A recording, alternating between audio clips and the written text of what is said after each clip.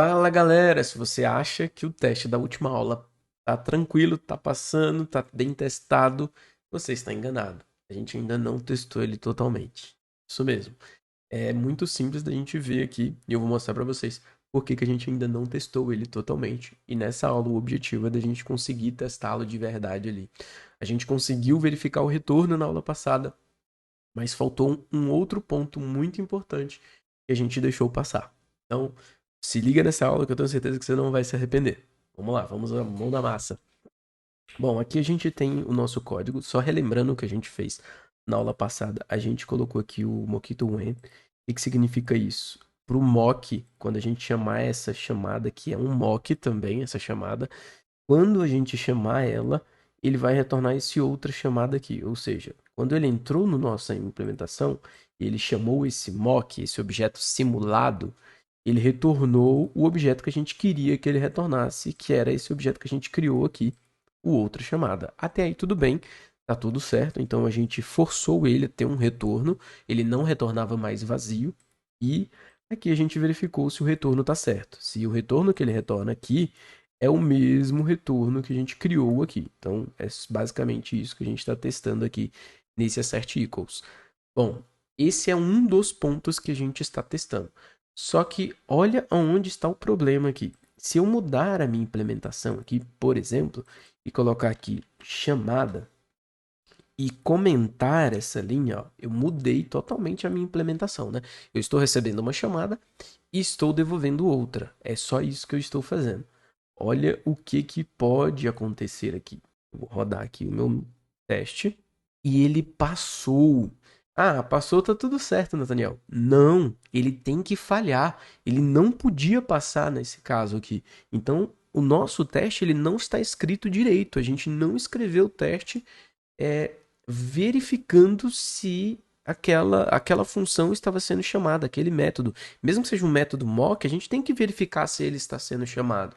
Então, uma das formas simples de você verificar se o seu teste realmente está testando o seu código é você fazer alguma implementação dentro dele e o seu teste não falhar. Se ele não falhar, significa que ele não está escrito corretamente.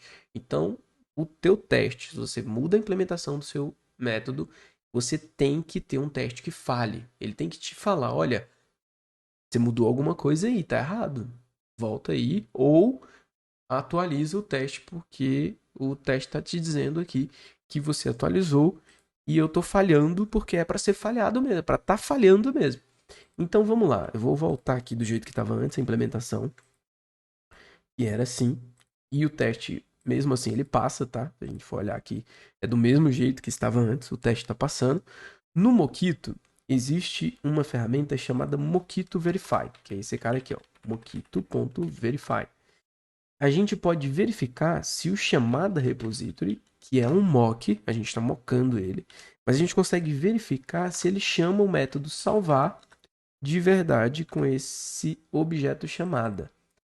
A gente verificando isso aqui, ó, nesse caso, o teste não vai mudar em nada, ele vai continuar passando e vai ficar verdinho aqui pra gente. Mas qual é a diferença disso? A diferença é que se a gente fizer qualquer mudança aqui que não está chamando esse cara, o nosso teste vai falhar. Vou comentar esse cara aqui de novo e vou retornar a chamada aqui, tá vendo? Tô retornando chamada e comentei esse cara.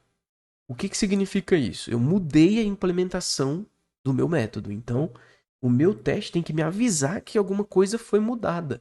Então, se eu rodar o teste aqui, ele precisa falhar. É necessário que ele venha falhar e me avisar: opa, tem alguma coisa de errado aí, ó. E é exatamente isso que ele me avisou. Ele falou: ó, não tem ninguém que tá chamando esse cara aqui. Você tá dizendo que ele tem que ser chamado? Pois é, alguém comentou essa linha aí. Então, eu volto aqui de novo. Então, é para exatamente isso. O teste ele tem que quebrar. Ele tem que quebrar mesmo. Se eu mudar a minha implementação. Se eu mudei a implementação por qualquer motivo que seja, tem que mudar uma regra de negócio e etc.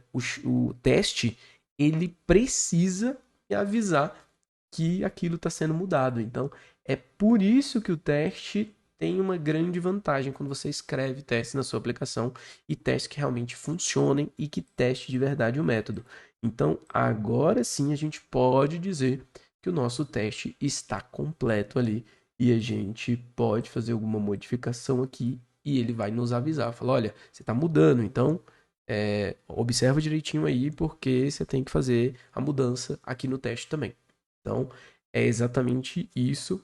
Eu espero que você tenha gostado dessa aula, que você tenha entendido o porquê que você tem que escrever testes ali que realmente testam, porque quando a gente escreve testes simplesmente para passar uma cobertura do sonar, simplesmente para chegar num nível de cobertura ali, sei lá, 80%, 100%, a gente se auto-sabota. Mas quando a gente escreve o teste de verdade para ele nos avisar em qual ponto da aplicação a gente está alterando, é muito mais fácil porque a gente tem um feedback mais rápido se o nosso algoritmo está escrito direito, se a gente fez a lógica ali da forma correta.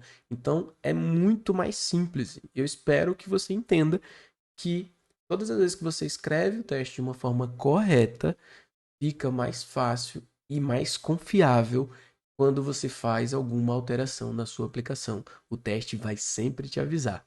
O teste é seu amigo e nunca o seu inimigo. Então vale a pena escrever testes.